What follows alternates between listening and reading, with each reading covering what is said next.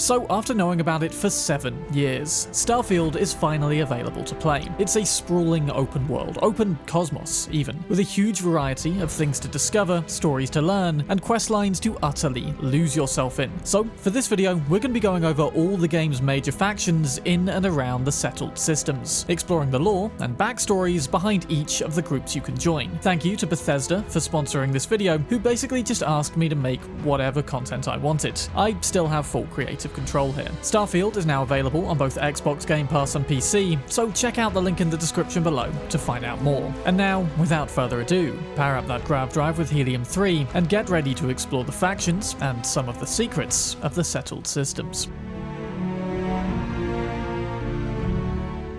Starting things off, Constellation are by far the smallest group on this list, consisting of just 11 members, including you and a robot. But this ragtag team of explorers is absolutely where the heart of the game is at. Founded in 2275 by a man named Sebastian Banks, this Explorers Guild is dedicated to answering one question about the universe: what's out there? You see, despite the fact that it's 2330 when events pick up in the game and humanity has been a spacefaring civilization for about 200 years, space is big, mostly undiscovered, and predominantly empty. Whilst groundbreaking discoveries and scientific breakthroughs are no doubt out there, finding them certainly isn't a walk in the park. Worse still, it's the fact that the majority of human civilization continually embroil themselves in star wars against one another, even despite the fact that space is easily big enough for everyone. The United Colonies and Freestar Collective, the game's two largest factions, which we'll come to, have fought against each other multiple times, wrestling over whose star is whose and who can build what where. To borrow from another Bethesda IP for a second, war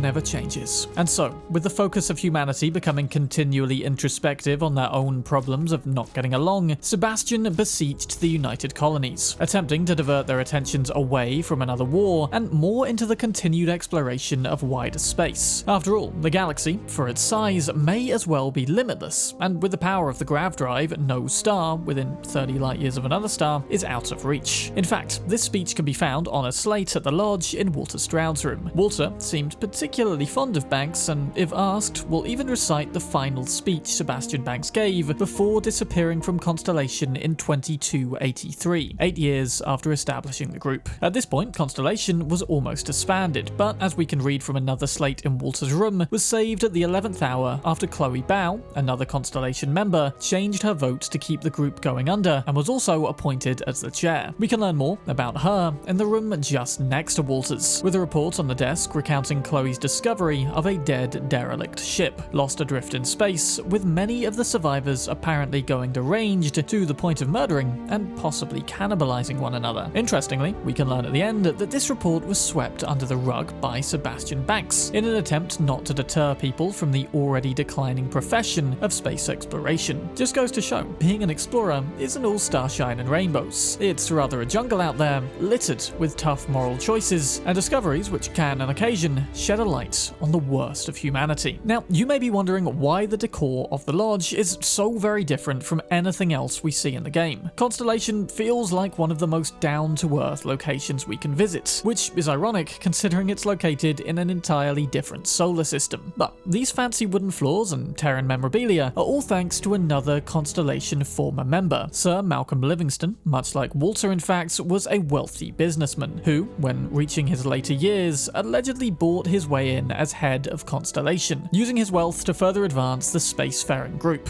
He therefore injected the lodge with some quote-unquote old-world grandeur, making it into a classy little building which celebrates arts, science, culture, and exploration. Many of the things found in here are quite literally hundreds of years old, and were shipped all the way from Earth. Additionally, Livingston is responsible for the addition of Vasco to the team in 2287, our robot friend who can not only say your actual name, Captain Sam, but if added to your crew, will also stand guard outside your ship every time you land or dock anywhere. Sometime after Livingston then, the leadership of Constellation eventually fell to Aja Mamasa, the youngest of the original members, and the one responsible for recruiting Barrett in 2305. She also brings on a bunch of other team members it seems, but they've either died or left by the time we're on the scene 25 years later. Barrett then is by far the longest serving member of Constellation that we get to know, with the second longest, Sarah, not joining serving until 2320, after her unit in the United Colonies Navigator Corps gets disbanded. Walter Stroud then joins a year later in 2321, and as co-owner of the Stroud-Eklund Starship Company, becomes the primary financial backer. And then we have Vladimir, a retired Crimson Fleet pirate who was tracked down by Sarah Morgan in 2322 in search of a UC relic that he stole. Evidently, this encounter ended well, since Vladimir has been in the group ever since. In fact, if you want to see the fruits of his plundering pirate days, then head over to the Sirma system, to the moon Sirma 7A, to explore Vlad's villa and learn a fair bit more about the guy's life. After that then, other members trickled in over the 5 years leading up to Starfield's events, with the last to join before us being Andreja in 2328. She's a particularly interesting one, and I'd recommend traveling with her a fair bit, since her story is intriguing, to say the least. In a nutshell then, Constellation is a tiny but well-funded explorers guild dating back 55 years, and teeming with characters from pretty much every major faction. They help you to collect the artifacts for the main quest, and Sarah, Barrett, Sam, and Andreja all serve as potential followers, each with the potential to romance, and each with a dedicated loyalty quest. I'd recommend speaking with all of them on the regular to build up these relationships. And now it's time to move on to the oldest, and arguably largest, of the Settled Systems factions. The United Colonies are one of the first factions you'll encounter in the game. As soon as we touch down in the city of New Atlantis, we'll see UC security everywhere, and shortly after that, we'll find ourselves in their headquarters, Mast Tower. Here, we'll be provided the opportunity to enlist, and I would definitely recommend taking at least their first mission there and then. This will lead you downstairs, where you'll be treated to a walkthrough exhibit presentation on much of the context surrounding the formation of the Settled Systems. It gives a great overview on many key events from the lore, though it is understandably very biased in the UC's favour, so take it with a grain of salt. To briefly summarise the key context then, the UC was first established in 2159, a necessary response to learning about Earth's collapsing magnetosphere. The founding of the UC involved old Earth powers setting aside their differences and working together to evacuate the planet into the cosmos. Of course, this peace wouldn't last once they were spread across the stars, but for now we could call it a proud moment in the final days of Earth's history. By 2161, just 2 years later, New Atlantis had been established on the planet of Jemison in the Alpha Centauri system. Additionally, the Centaurus Proclamation gave others, if they so wished, the right to go and form their own factions on their own distant worlds. This, of course, would lead to trouble later on, but no doubt we'd have got there eventually one way or another. War. War never changes. And so, sovereign systems were established around other distant stars, and in 2189, the Cheyenne and Volai systems banded together to form the Freestar Collective. And in 2196, whilst Earth was still laying on its deathbed, watching its children settle the stars and barely clinging on to its own life or its own magnetosphere, it already had to bear witness to the First Galactic War, when the UC tried to annex the system of Narion, who themselves wanted to ally with the more liberal Freestar Collective. Rising tensions eventually led to all-out war between the two factions, which lasted an entire 20 years, until 2216. Earth was rendered fully uninhabitable during this time, transforming into a barren Sahara all around the globe. Today, we can find merely the odd famous landmarks, such as London Shard, if we read relevant books that point us to those locations. In this case, we just have to find a copy of Oliver Twist. Anyway, after that 20 years of mindless fighting, humanity finally got over its differences. Again, for a little bit at least. Establishing what's known today as the Settled Systems through the signing of the Treaty of Narion, an agreement that no faction may occupy more than 3 star systems. In the case of the United Colonies, they held on to our own Sol system, with the city of Sidonia on Mars, a new homestead on Saturn's moon of Titan, and then they had a space station known as the Den in the Wolf system. And of course, the crown jewel of the UC, Alpha Centauri, with the capital of New Atlantis on Jemison and the mining town of Gagarin's Landing on the planet Gagarin. The city of Londinion was also established in the neighbouring Ptolemon system, but that's not really in the picture anymore for reasons we'll come to. With the Narion Treaty signed then, peace lasted for a couple decades, until 2240, with the Serpent's Crusade of House Faroon. Another war which lasted 23 years, which we'll cover in a bit. After that though, there was another long era of relative peace, until again in 2308, when the Freestar Collective established a new colony in the Lunara system, a technical violation of the Narion Treaty, given it's a 4th system that they'd be holding onto. And so this of course escalated to another all-out war, though this one was far shorter than previous, spanning just 3 years up to 2311 with the Battle of Cheyenne, wherein a fleet of civilian ships not wanting to be controlled by a centralized government rebelled against the UC and defeated their mighty flotilla. Kinda like the end of Rise of Skywalker, now that I think about it. Where did they get all these fighter craft? They have no navy. It's not a navy, sir, it's just people.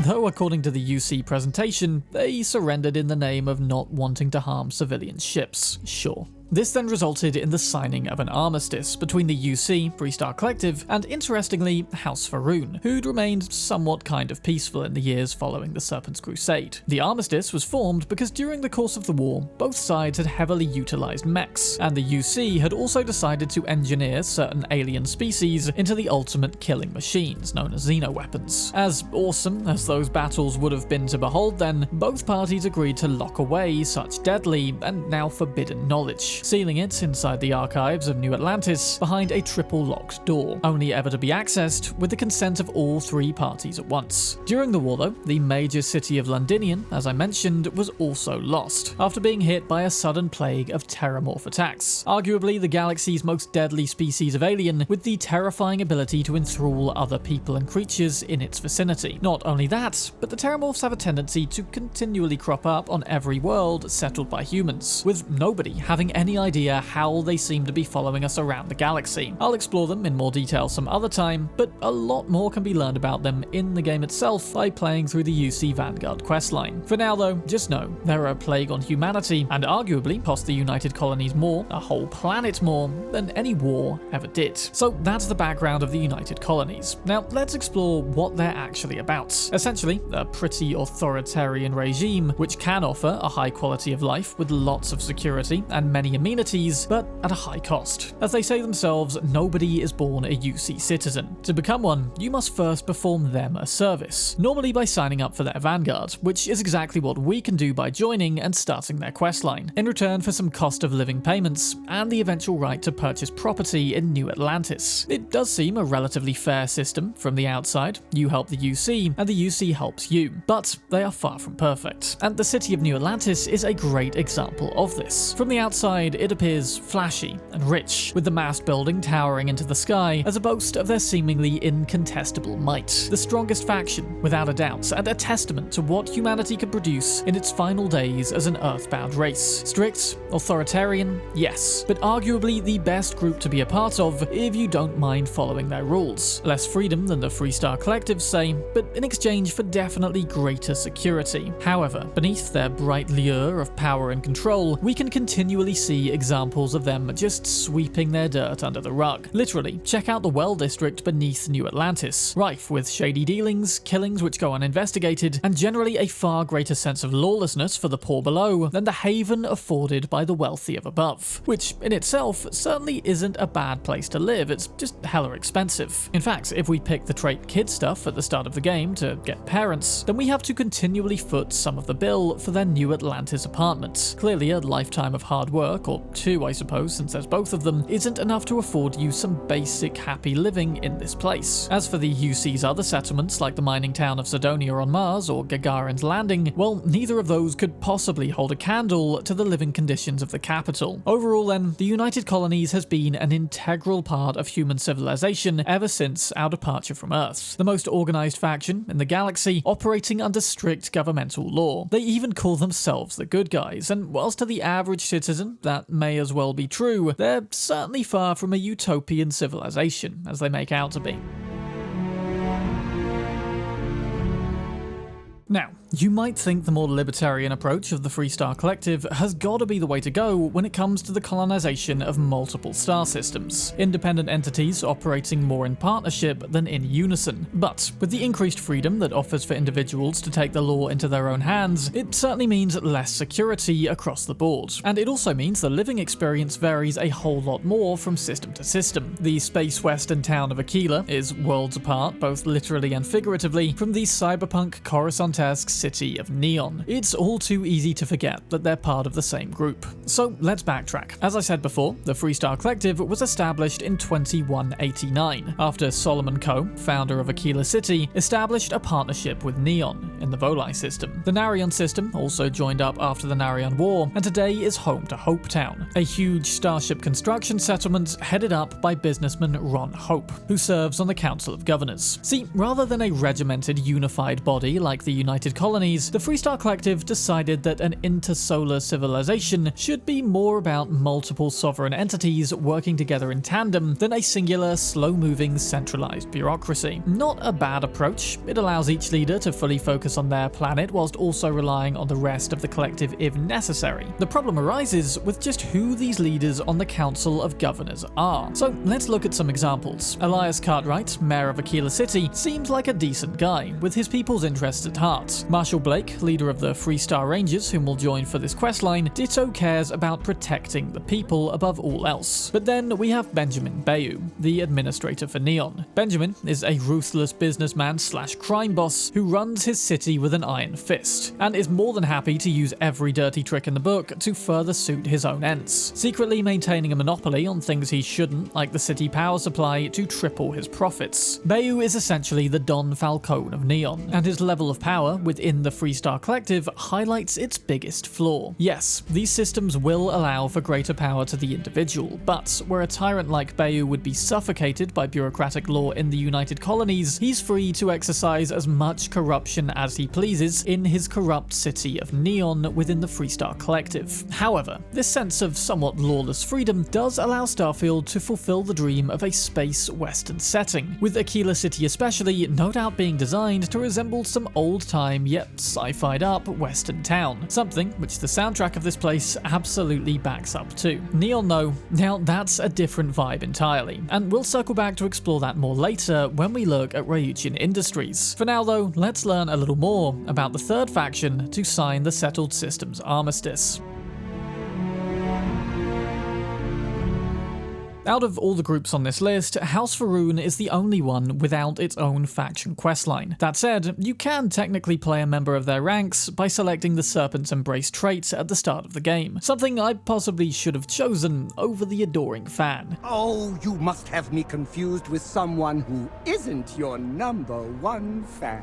Honestly, it's impressive how much that guy annoys me. Who knew being worshipped could be so irritating? But I digress. We do not learn much about House Faroon over the course of the game, at least not nearly as much as we do about the other factions. But we do know their origin, kind of. You see, in 2190, a colony ship launching from New Atlantis was lost to the cosmos. It's not the only one. In fact, there's several lost ships we can come across in Starfield, but this one was particularly interesting. See, after 40 years missing, and no doubt mostly forgotten about, the descendants of that ship returned, with their leader, Jinan Varun, introducing himself to the rest of humanity, claiming to want to spread the message of the Great Serpent, a universal deity which will one day allegedly return to the settled systems and devour all those who don't worship it, i.e. everyone bar members of House Faroon. For the 10 years that followed, this faction simply went around spreading its faith, and no doubt grew in rank as it did so. But in 2240, 10 years after announcing themselves to the galaxy, House Faroon instigated all-out war, the Serpent's War, which I mentioned earlier, and battles raged on for 23 years, until 2263 when Jinan Varun died, and was succeeded by his son, Jarek Faroon, who did everything in his power thereafter to sue for peace and restore House Faroon's reputation across the settled systems. However, it would seem by this point, most of the damage done was irreversible. Many understandably would refuse to forgive the faction of zealots who hounded them for over 2 decades, and even fewer now were willing to take their religion seriously. We can see this in our own dialogue options, in fact, when they come up in the game, branding them extremists whom will do anything to avoid negotiating with. And so, in the decades that followed, House Faroon slowly withdrew from the settled systems, no doubt returning to the city of Dazra on the homeworld of Varun Kai, a place that doesn't show up on any star map, and far as I can tell, cannot be visited in the base game. Its location is such a secret, in fact, that even their own operatives cannot return there by themselves. They are instead dropped off into the settled systems and can only get back via liaising safe passage with another intermediary from their house. Why is this faction so secretive then? Well, I'd theorize that they're afraid some in the settled systems would seek to retaliate for all the damage they caused during the Serpent's Crusade. What's more, being undiscoverable keeps them a lot safer from standard spacer attacks. Perhaps then they simply came to terms with the fact that they would survive the Great Serpent's return and everyone else would sadly perish, at least in their eyes. Of course, there's still plenty of Va'ruun zealots out there terrorizing the settled systems. Branches of the house which still clearly empathize with Jin and Va'ruun's approach and still want to rid the galaxy of those unfaithful to the Serpents. Basically, another brand of spacer who want to take you out not for your money, but simply because they think it's the right thing to do. Interestingly though, despite House Va'ruun's withdrawal from the rest of the galaxy, they still maintain a pretty big foothold when it comes to humanity's archived knowledge. With a third stake in the armistice signed in the second decade of the 24th century, House Va'ruun get to decide, just like the UC and Freestar Collective, what forbidden knowledge can and cannot be accessed. It's interesting that a faction so withdrawn still has so much power here. After all, everyone knows where the UC and Freestar Collective settlements are. But House Va'ruun? Well, who knows what forbidden knowledge they could have housed in the city of Dazra, completely out of reach of everyone else. So, whilst House Va'ruun remains one of the settled system's most elusive factions, their story is certainly one of the most intriguing, and hopefully, given time, we'll be able to dig up a lot more clues surrounding them. I for one have more theories of my own which I'll discuss in more detail some other time, but for now though, comment below any more discoveries you've made on this most secretive of factions.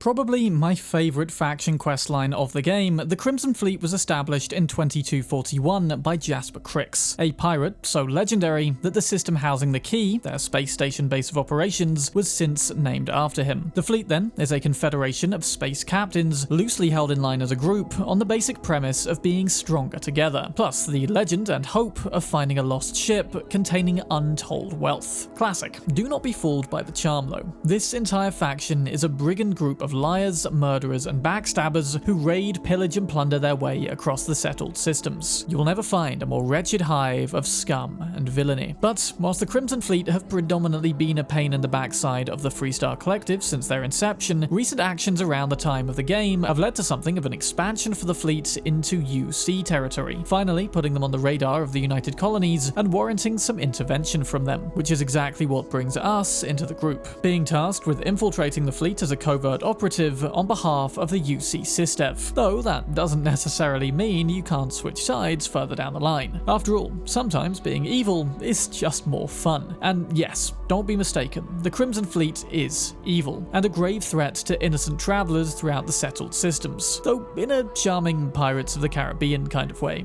I suppose. But let's go back for a second, to learn just how this group came into being in the first place. Because in an ironic twist of fate, we could argue that the United Colonies inadvertently created this enemy. See, on the planet below the orbital space station of the Key was built a maximum security prison, named, fittingly, the Lock. And in 2241, the already notorious pirate Jasper Crix was transferred to this place. And seriously, reading the crimes this guy has under his belt already at this point, it could rival a player's on a particularly evil playthrough. It's certainly impressive, to say the least, and can be found in an email at the prison itself during one of the early Crimson Fleet quests. Anyway, whilst incarcerated in Cell Block D for highly dangerous individuals, Crix heard tell of a lost Galbank ship from the war, housing a pretty much untold number of credits. The plunder of a lifetime, more than one individual could possibly hope to spend by themselves. And so, through instigating a daring riot which sounds like it could have rivaled Vorkuta from Black Ops, Crix broke out of a maximum security prison, and not only that, he also flew and took control of the space station above, kicking the UC out of the system and establishing it as Crimson Fleet territory ever since. Not only had they handed him a base of operations, they'd also inadvertently tipped him off to the existence of the legacy ship and the immense fortune within, a legend which has been holding the fleet together for almost a century now. Crix himself, though, disappeared long before, in search of the legacy, with his whereabouts simply feeding into the allure of the legend, something you can discover more about yourself as you play through this faction questline. So, what does the Crimson fleet look like by the time of 2030 when we join up? Well, for starters, they have a nobody leaves policy. Seriously, you want out of the Crimson Fleet, you'll have to die. Kind of throws a spanner into the appeal of getting rich off a few scores and then retiring off your ill-gotten wealth. Mind you, according to a slate in Vlad from Constellation's villa, he was able to leave the fleet with a mountain of promises and buying his way out, though God knows how much that cost. Still, it does go to prove that the previous statement isn't necessarily 100% true, or at least it wasn't 8 years ago when Vlad joined Constellation. Though who's to say, Delgado, the current leader, hasn't changed things in that time. Funnily enough, his approach to ruling the fleet appears to actually be honesty and integrity. He's one of the few pirates we can trust in this fleet to actually make good on all of his deals. Betray him though, and things will quickly get ugly. Bicker with other crew members on an important job, and you can prepare to be thoroughly put in your place. Yes, we as the player character may do all the legwork as per usual for this questline, but make no mistake, Delgado's transparently ruthless but honest leadership, and of course the ever-present tale of Krix's legacy, is what keeps the keys spinning around Oxygen. Though it also certainly helps to have a top engineer among the ranks. Jasmine Durand is one of the best ship vendors in the entire game, and your one-stop shop for Crimson Fleet vessels, whilst her girlfriend, Neva, is a tough-as-nails second-in-command to the entire fleet, who again has that chaotic piratey vibe going for her, and would definitely not hesitate to kill you, even if just on a whim. Again, this entire group is being held together by literal threads, though amidst all of that, it does somehow still manage to boast some of the most talented individuals in the galaxy. Finally then, a cherry on top for this space pirate setting is the last Nova Bar, located on the quay in what used to be a hydroponic farm before Jasper Krix took over. Nowadays, it still handles plant matter, albeit the type that's been fermented,